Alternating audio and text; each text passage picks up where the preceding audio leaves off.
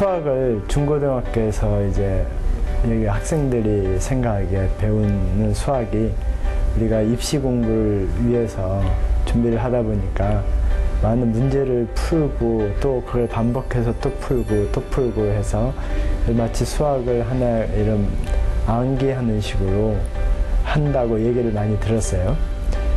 근데 수학이 이제 그런 것이 아니고 수학이 우리 인간 생활에 또는 인간의 우리 인지 발달에 어떠한 영향을 주어 왔는가를 얘기하고 싶었습니다. 수학은 수와 양, 공간, 구조의 개념을 다루는 학문으로 인류의 역사상 가장 오래전부터 발달해왔다. 그리고 현재에도 활발히 연구되며 끝없는 성과를 이루고 있는데 세상을 보는 또 다른 언어, 과학의 언어라고 불리는 수학은 과학 전 분야의 발전에 있어 기초가 된 것은 물론 인간의 사유와 삶을 고찰하는 철학의 한 분야로 이어져 오고 있다. 수학은 사람의 추상적인 생각을 전달하는 언어이자 인식의 지평을 열어주는 눈이다. 수학이 가져다준 인류의 위대한 변화에 대해 들어본다.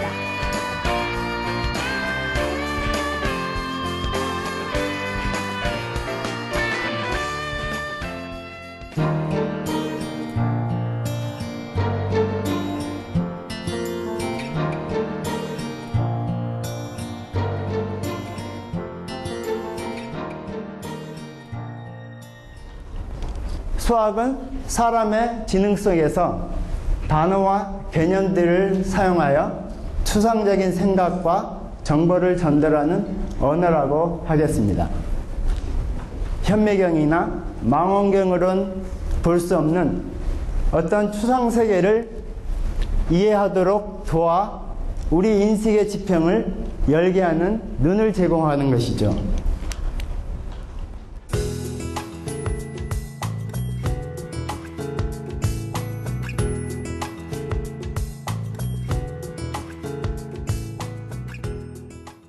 E equals mc square.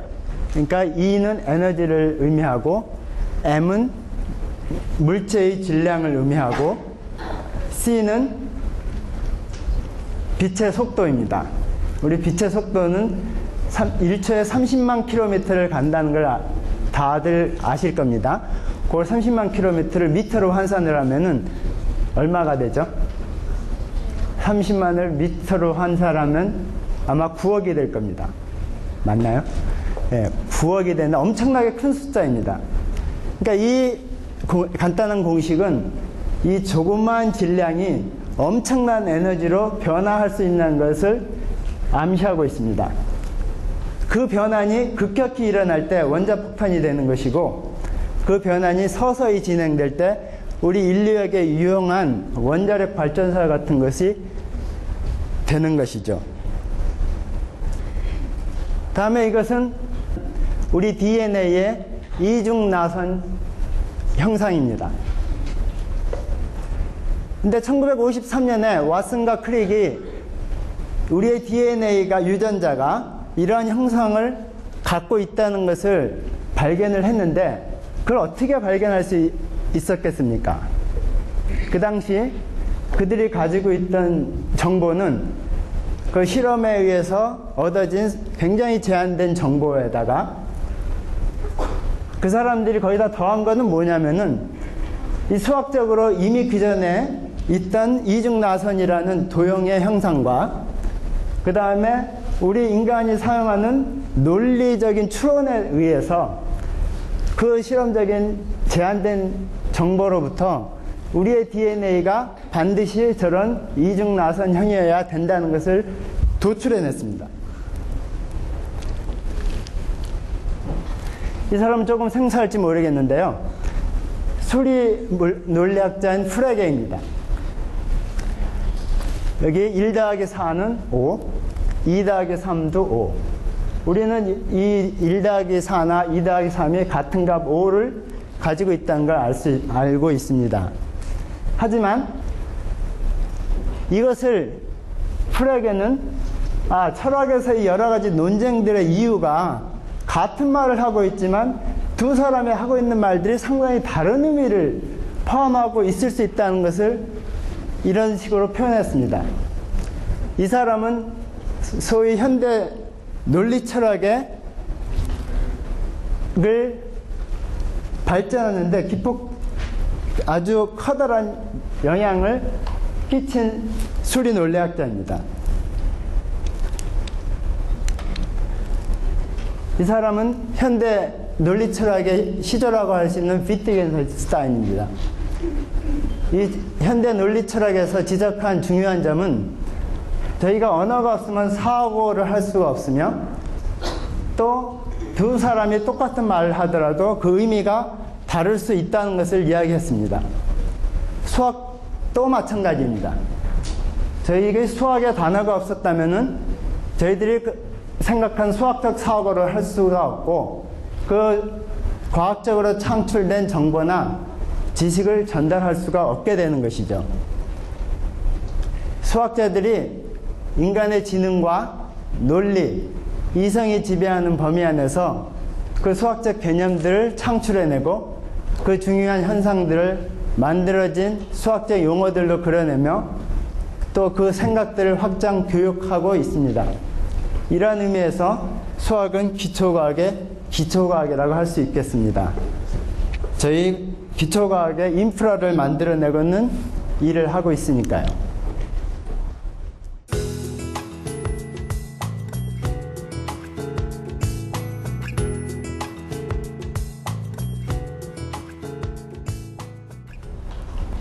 그럼 강론으로 들어가서 제가 하고 있는 수학을 간단히 설명하겠습니다. 그럼 기하학이란 무엇일까요? 그러니까 저희들이 기하학을 얘기를 하면은 도형이나 원이나 이런 걸 생각하게 되는데 전문적인 수학자들이 생각하는 기하학의 의미를 한번 보겠습니다. 여기 잘 안 보이는데 제가 이 그린 거는 커다란 사각형이 하나 있고요. 그 사각형 안에 세 가지 색깔로 이루어진 이 부분들이 있습니다. 이 사각형의 커다란 사각형의 면적을 1이라고 하면은 요 회색 부분하고 까만색 부분하고 이 하얀색 부분의 각각이 전체 면적의 3분의 1인 걸 알 수가 있습니다. 그죠? 요 보면은 제일 커다란 사각형이 한 개씩 있고 그 다음에도 보시면 두 번째로 작은 사각형이 한 개씩 있고 그래서 이 각 부분이 3분의 1의 면적을 갖고 있습니다. 그러면 이 까만 부분들이 어떻게 이루어졌는가를 한번 보시겠습니다. 보시면은 제일 커다란 까만 사각형의 면적이 전체의 4분의 1입니다. 두 번째 작은 사각형의 면적을 보면 4분의 1의 4분의 1입니다. 세 번째 거는 4분의 1의 4분의 1의 4분의 1이고 이게 무한히 지속되는 것이죠. 그래서 그거를 식으로 표시하면은 이런 무한급수가 됩니다. 4분의 1 더하기 4분의 1 스퀘어 더하기 쑥 한 게 3분의 1이라는 것을 이 형상으로 표현한 것입니다. 그래서 기하학이라는 것은 이 해석학적이거나 대수적으로 접근하면 보기가 어려운 어떤 수학적 명제를 이렇게 형상화하면 쉽게 보는 경우가 많이 있습니다. 그래서 그것을 체계적으로 연구하는 것이 기하학이라고 할 수 있겠습니다. 제가 하고 있는 기하학은 그 중에서 사교기하학이라고 하는데 그 사교기하학은 우리 고전 물리의 기하를 지배하고 있는 기하학적 구조를 연구하는 것이고요. 간단히 설명드리겠습니다. 그럼 요 조그만 식은 소위 하이젠버그의 불확정성의 원리를 식으로 표현한 것입니다. 델타 P라는 것은 P는 그러니까 속도를 의미하고 델타 P는 속도를 측정할 때 나오는 오차를 의미합니다. 델타 Q는 위치를 측정할 때 나오는 오차를 의미하고요. 이 두 개는 오차의 두 개를 곱하면은 제로가 되는 것이 아니고 어떤 플랑크 컨스탄트 h가 된다는 것인데, 그걸 말로서 풀어서 표시하면은 미시 입자의 위치와 속도를 동시에 우리가 정확하게 측정할 수 없다는 것이에요.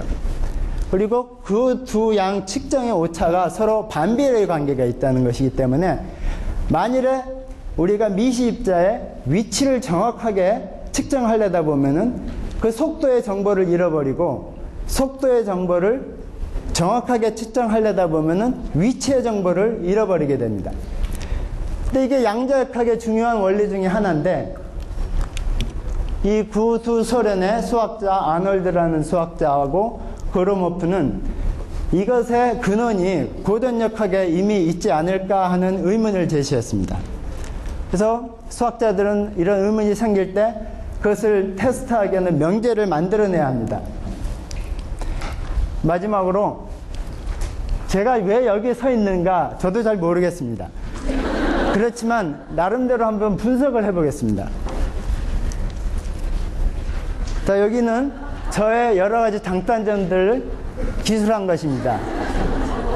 오랜 집중력, 꾸준한 노력, 습관의 지속, 문제가 생기면 그것이 끝날 때까지 집착하는 성격, 사회생활을 잘 못하고, 친구를 잘못 사귀며, 혼자 있기를 굉장히 좋아하고, 변화에 잘 적응하지 못하고, 남의 감정을 잘 느끼지 못합니다.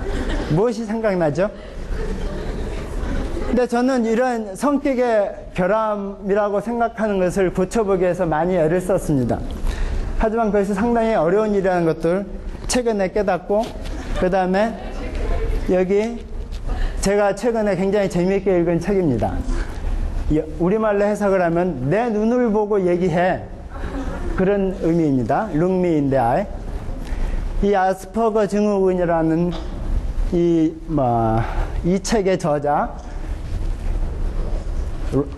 존 라빈슨이라는 사람은, 존 라빈슨이 그 책의 저자인데, 여러 가지 좋은 재능을 많이 타고났는데 이 성격적인 결함 또한 가지고 태어났습니다. 근데 그래서 불행한 어린 시절을 보내다가 40살이 돼서야 가까운 정신과 의사로부터 네가 아스퍼거 증후군이 있다. 그러고 나서 그 사람은 자기 자신의 여러 가지 성격의 결함들이 자기가 자기한테 잘못이 있는 게 아니고 자기가 타고난 것이라는 것을 깨닫고 자기 자신을 받아들일 수가 있었습니다. 그리고 나서 그 사람은 이제 지금 미국의 매사추세츠스 에머스트시라는 데서 전문 고급차 수리점을 하면서 아주 성공적인 삶을 살고 있습니다. 우연찮게 저희 형님이 입시 공부를 하던 수학책을 보면서 그 문제를 풀어보면서 저는 수학에 관심을 가지게 되었습니다. 공부는 곧잘 했지만 만일에 소위 요새 얘기하는 인기학과에 제가 진학을 했더라면 제가 가지고 있는 성격상 여러 가지 스트레스를 받고 그 삶을 즐기지 못했을 것입니다. 그러니까 제가 오늘 여기 서게 될 수 있었던 이유는 저희 적성에 맞는 공부를 했기 때문입니다. 그리고 또한 제가 이제 좀 가정 형편이 어려워서 공부를 더 지속하게 될 수 없을 때 미국에 유학을 가게 됐고, 졸업을 한 후에는 그 성숙한 연구 환경 속에서 연구를 자유롭게 할 수 있었으며, 그 다음에 저희 여러 가지 가지고 있는 부족한 성격들을 이해해주는 수학자들의 그룹이 있었습니다. 또한 저희 이 부족한 성격들을 잘 이해하고 항상 격려해준 저희 아내가 있었고요. 그 다음에 우리 항상 저희에게 이렇게 지원을 해주신 정부와 우리 한국의 동료 수학자들이 격려와 도움이 있었기 때문이라고 생각합니다. 제가 그 보답으로 우리 한국에도 이렇게 놀라운 성숙한 연구 환경을 만들어내는데 좀 도움이 될 수 있지 않을까 하고 지난 30년간 미국 생활을 접고 작년에 들어왔습니다. 지금까지 경청해 주셔서 감사합니다.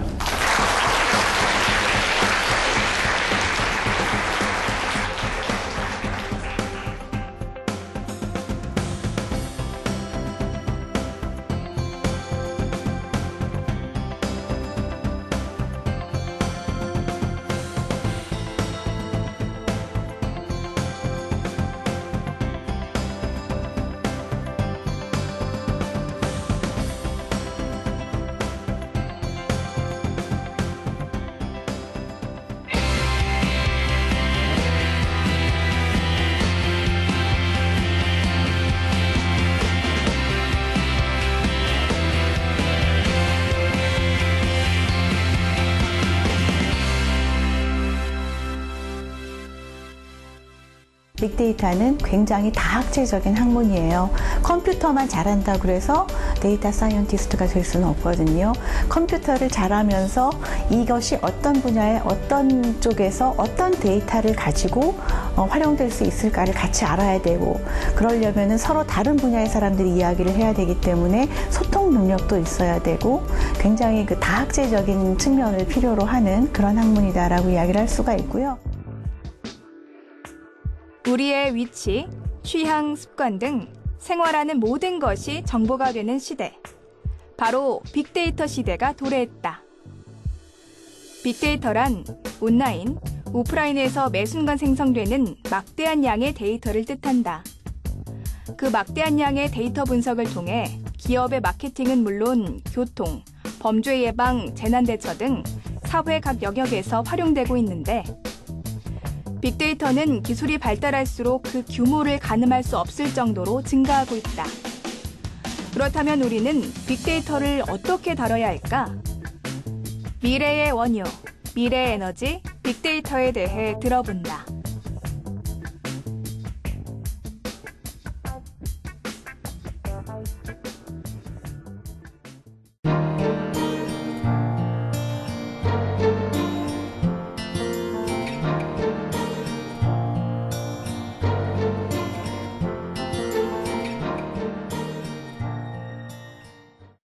요즘 그 빅데이터라는 것이 굉장히 화두가 되고 있고 많은 분들이 빅데이터 이야기를 하는데 도대체 이게 무엇일까 궁금해하는 학생들이 많을 것 같아서 마침 제가 요즘 연구를 하고 있고 또 이끌고 있는 분야가 바로 이 부분이라 여러분들께 이 이야기를 들려드리고자 합니다.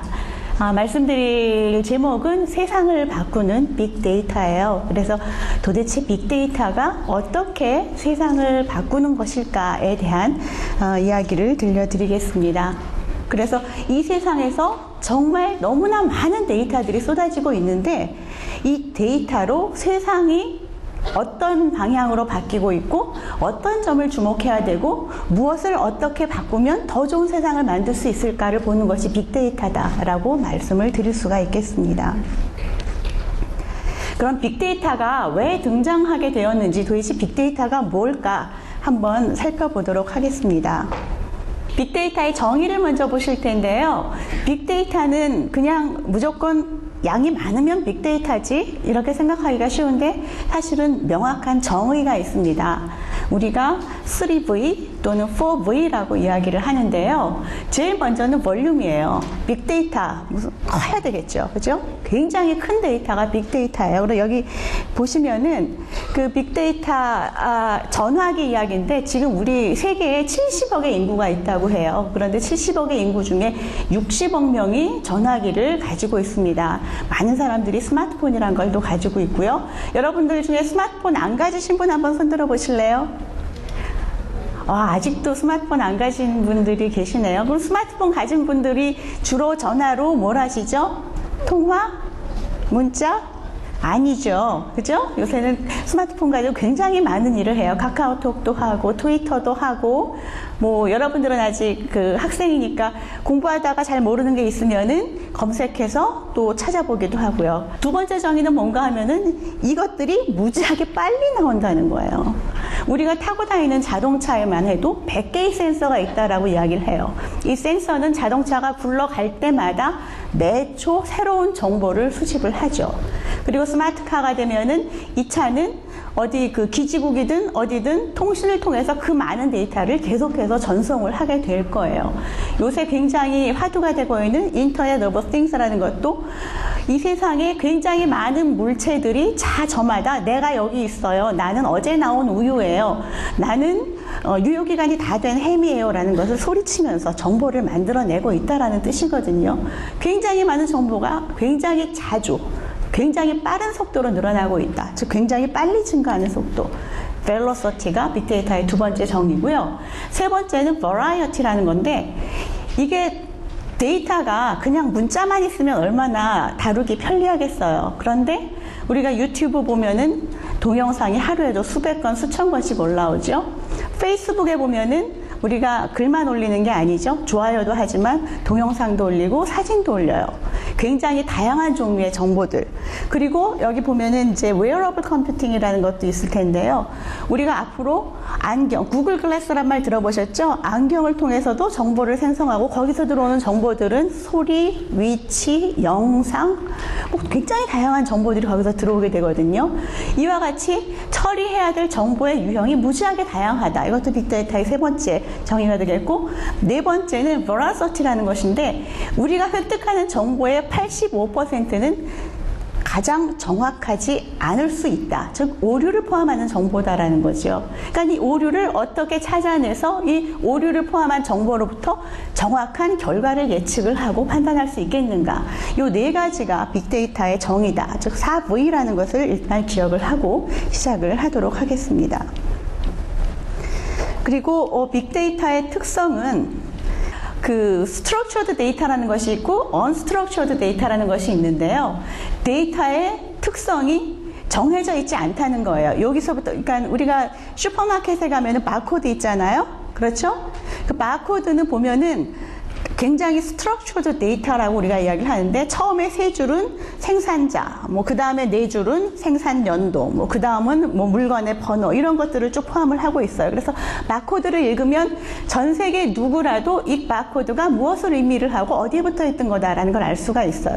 그렇지만 우리가 또 트위터의 문자를 한번 볼까요? 트위터를 읽어서 보면은 사람은 그걸 금방 이해를 해요. 그런데 기계는 그거를 이해를 못해요. 왜냐하면은 거기에는 의미가 담겨져 있기 때문이거든요. 그 의미는 예를 들어서 이런 거예요. 제가 어떤 사람이 올린 트위터를 보고 잘했어. 제가 잘했다고 한 거죠? 잘했어. 어떻게 얘기한 걸까요? 이건 잘했다는 게 아니에요. 그렇죠? 근데 똑같이 기계는 잘했어로 받아들이거든요.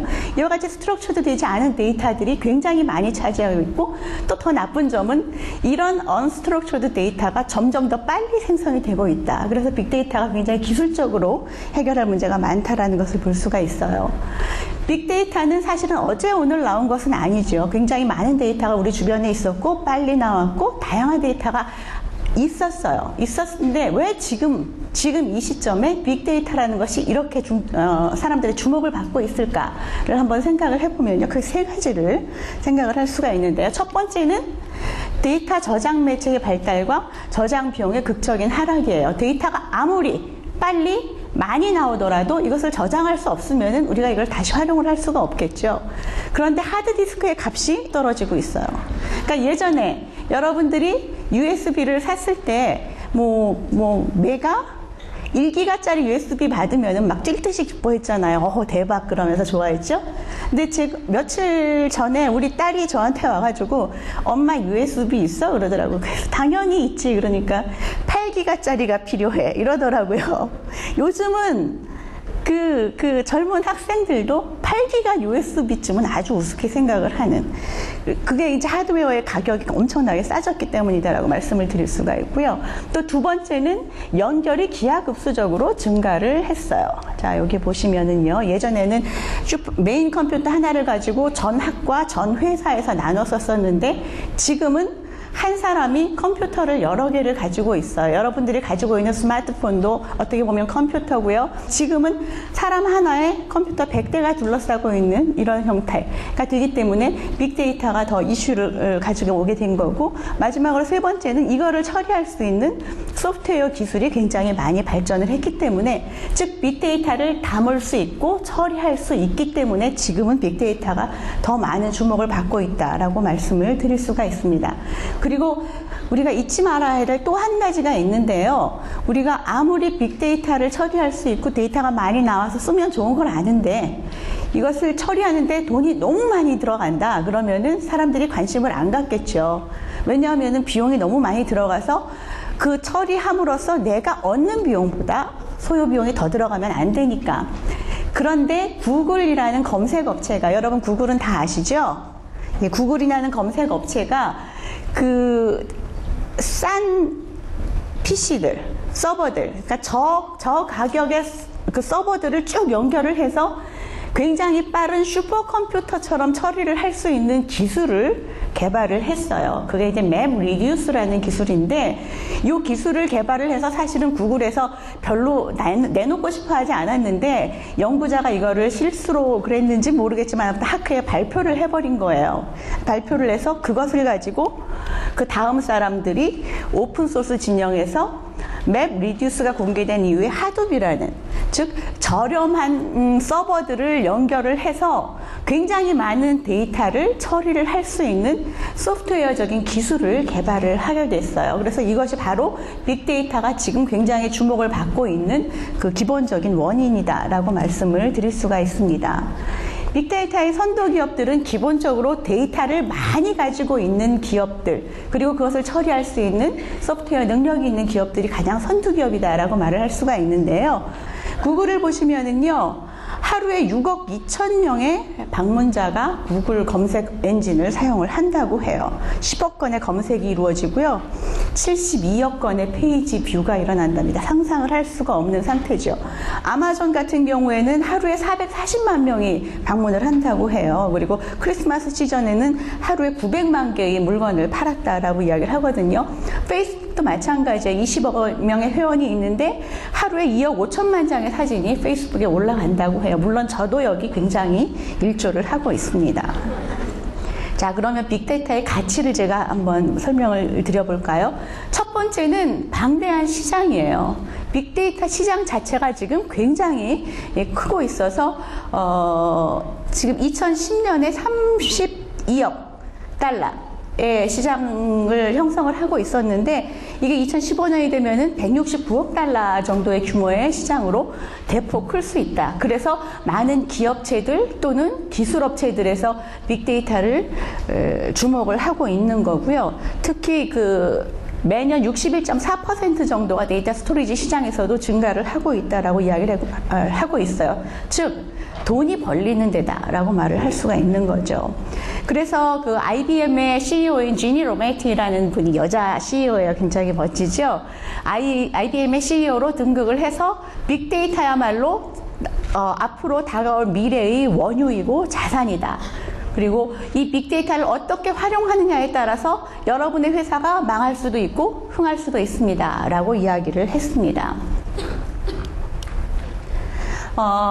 이렇게 빅데이터는 굉장히 다양한 영역에서 활용이 되고 있는데요. 여기 보시면은 EU 그 퍼블릭 섹터 행정 부분이죠. EU의 행정 부분에서 빅데이터를 이용을 했을 경우에 연 2,500유로의 가치가 창출이 된다. 그뿐 아니라 공장에서도 쓰게 되면 개발 비용이 감소하게 되고, 공중보건 분야에서 썼더니 생산성이 향상이 되었고, 가게에서 썼더니 60%의 추가 이익이 발생하더라라는 빅데이터를 활용했을 때 이렇게 어마어마한 가치가 창출될 수 있다라는 것을 보여주고 있습니다. 그러면 제목과 같이 세상을 바꾸는 빅데이터에 대해서 말씀을 드릴게요.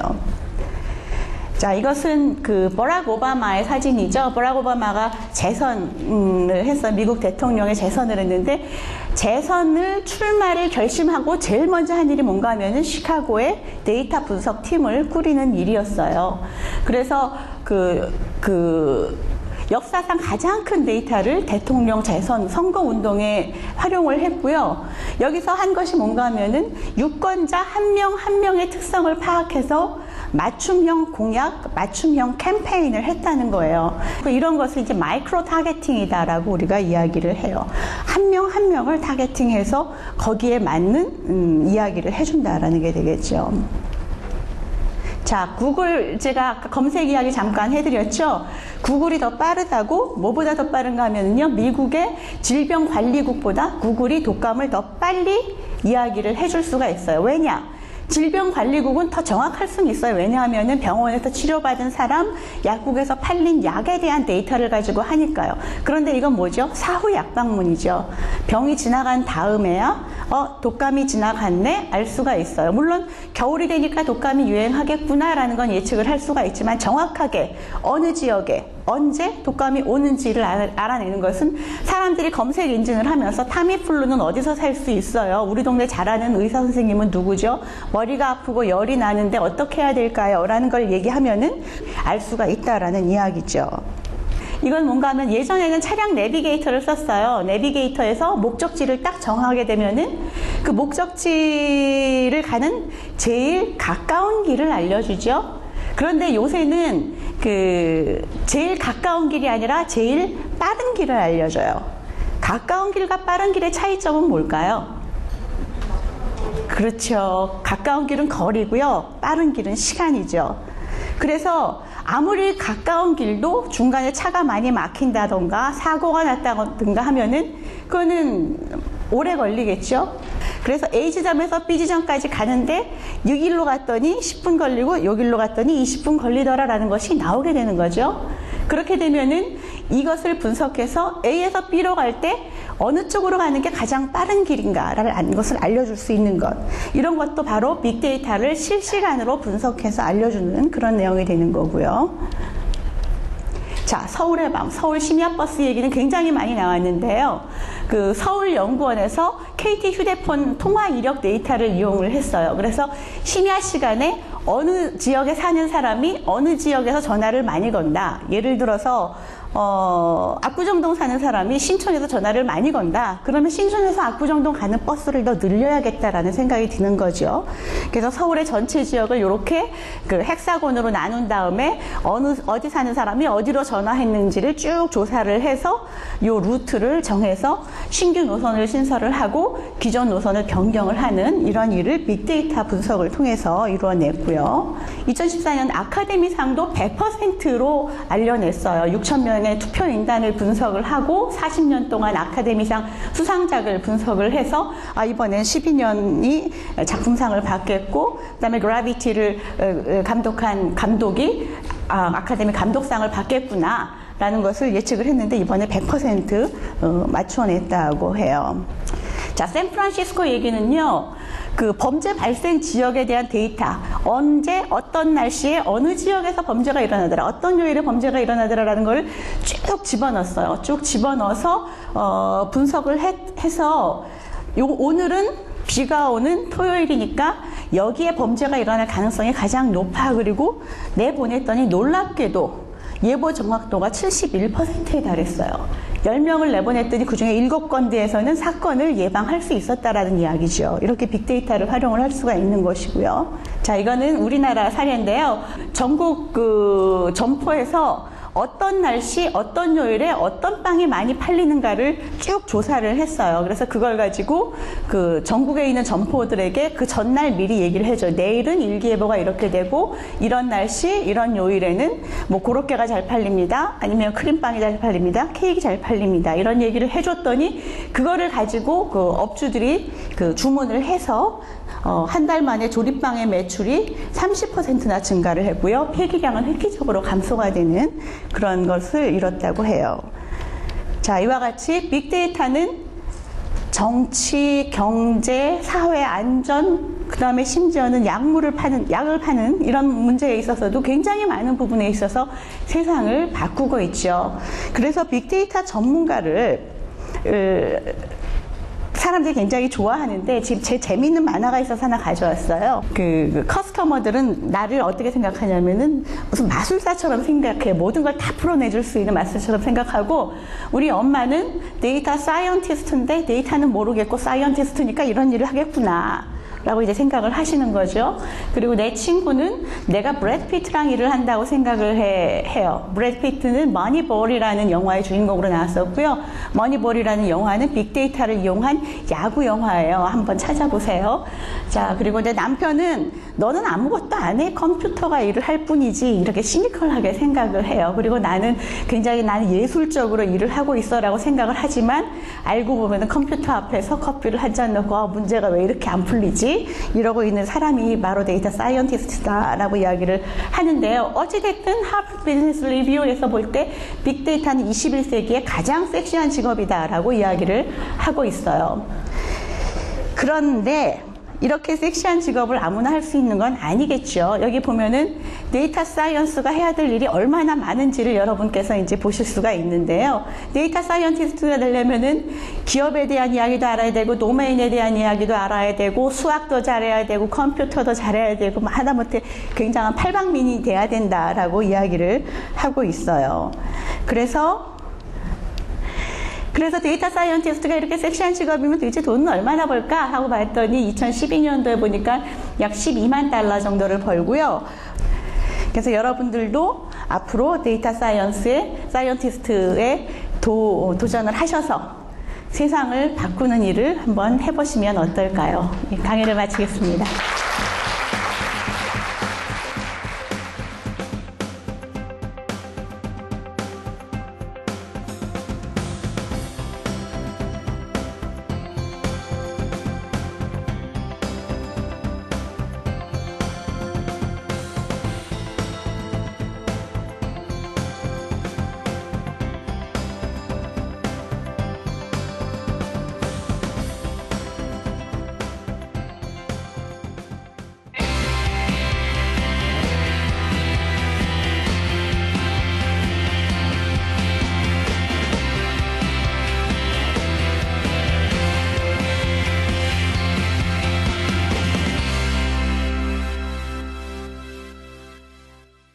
제가 말씀드리고 싶은 것은, 두 사람이 사과를 하나씩 가지고 있는데 교환하더라도 하나밖에 안 되지 않습니까? 그러나 두 사람이 아이디어나 지혜를 가지고 있는 것을 서로 교환하게 되면은 2개, 4개로 늘어나지 않습니까?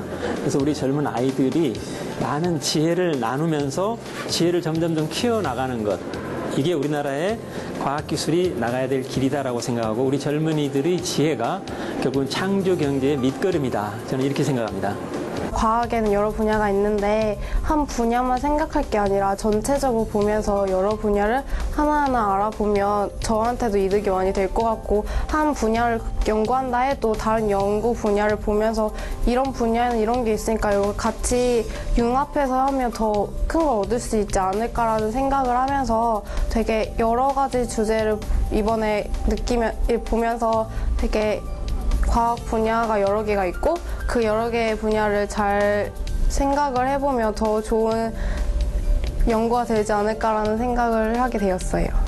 정말 다양한 분야에 대해서 이제 모든 걸 듣고 나니 정말 이런 직업도 있구나, 이런 기술도 있구나라는 걸 느끼면서 내년에도 꼭 와보고 싶다는 생각이 들 정도로 재밌었습니다.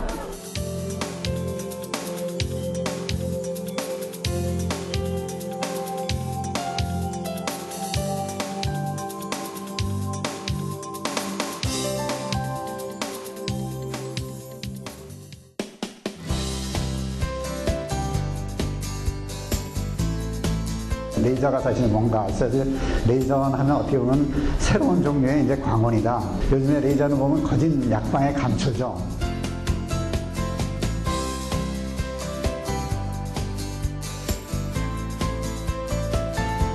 인류가 생긴 이후부터 인류가 멸망할 때까지 있는 미켈란젤로라든지 레오나르도 다빈치 잘 아시죠? 그분들도 다 구조 엔지니어였어요.